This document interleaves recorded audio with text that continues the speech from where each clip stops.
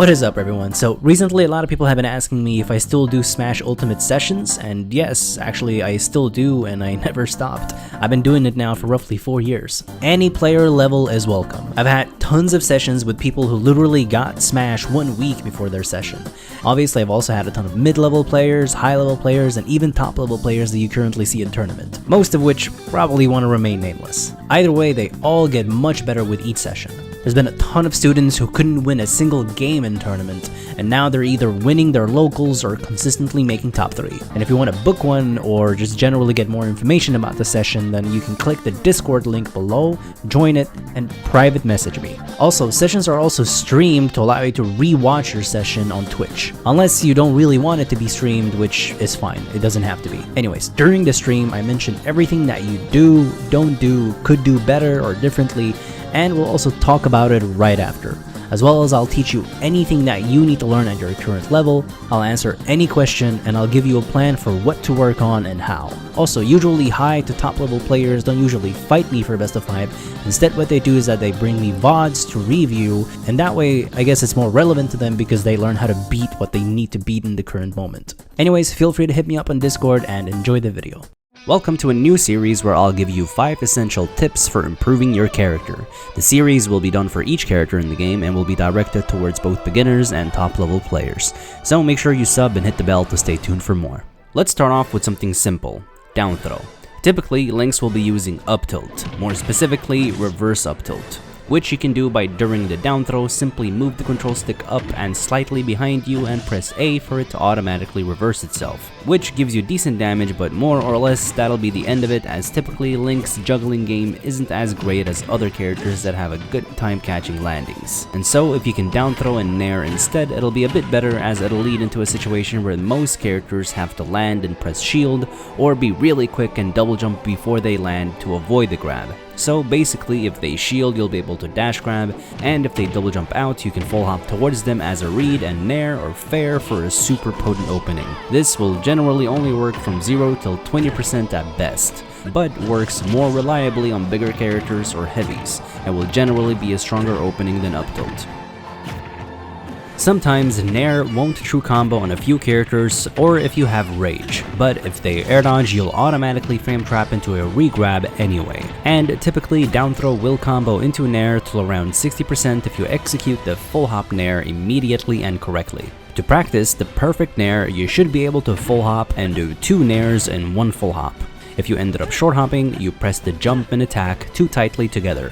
And if the second Nair isn't coming out, you press the jump and attack too slowly after each other. So it really requires you to almost be perfect with the input. Once you can do this, start practicing dashing while doing it. And once this is something that you can do reliably, the down throw Nair will almost always work for you, since it requires basically the same execution. Bomb recovering with Link is an essential tool to have at high level play. It's not just something you should be able to do once you are off stage without a double jump to save yourself, but just like young Link and Toon Link can mix up between spin attack recoveries or tether recoveries, Link needs to be mixing up spin attacks and bomb recoveries, so that it's a comfortable and common mix-up.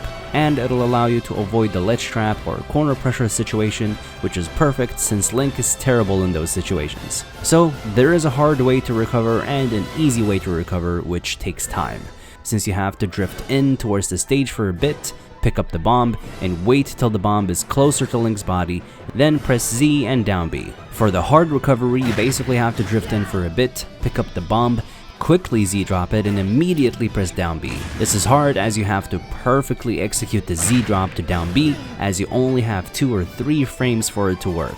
So it's a super tight input, but very useful. The way I personally practice this or warm it up is by going to the training mode stage, put the CPU on smash attack, and then you'll basically just keep running into the smash attack, drift in slightly, and press Z down B. Then you can also practice holding down while pressing down B for a lower launch and learn how to tech off of it with other mix-ups. Or hold up just after pressing down B for a high launch as well to make it a bit more of a 50-50 launch mix-up.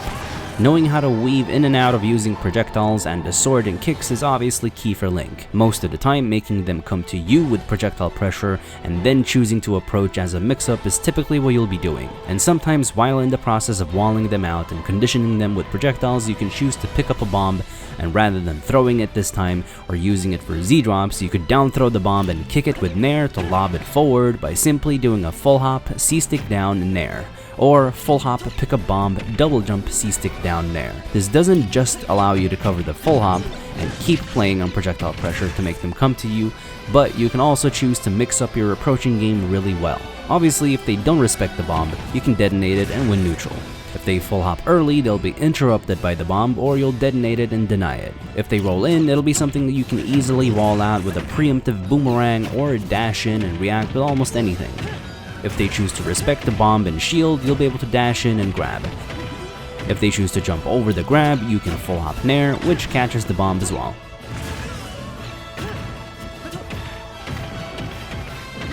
Jump and do boomerang mix-ups, run in and fake out the approach only to jump back and detonate the bomb.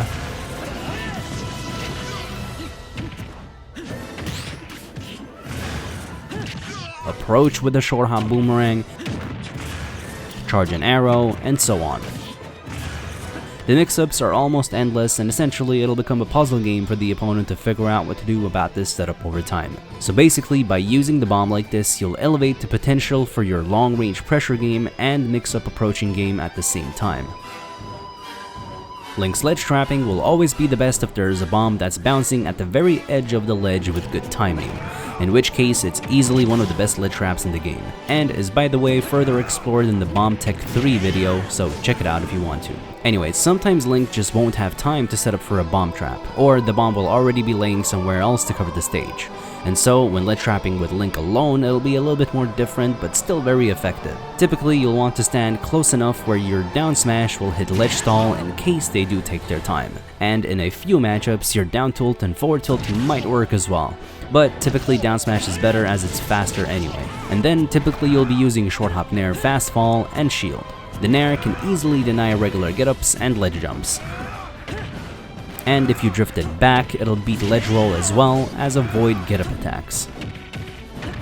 Double jumping in with attacks depends of course on which attack it is, but most of the time using neutral air or shield will allow you to punish it either way. Anyways, if you're shielding, you're also able to punish regular get-ups with grab, get-up attacks with spin attack, and ledge rolls with up smash, as up smash has a crazy big hitbox behind it.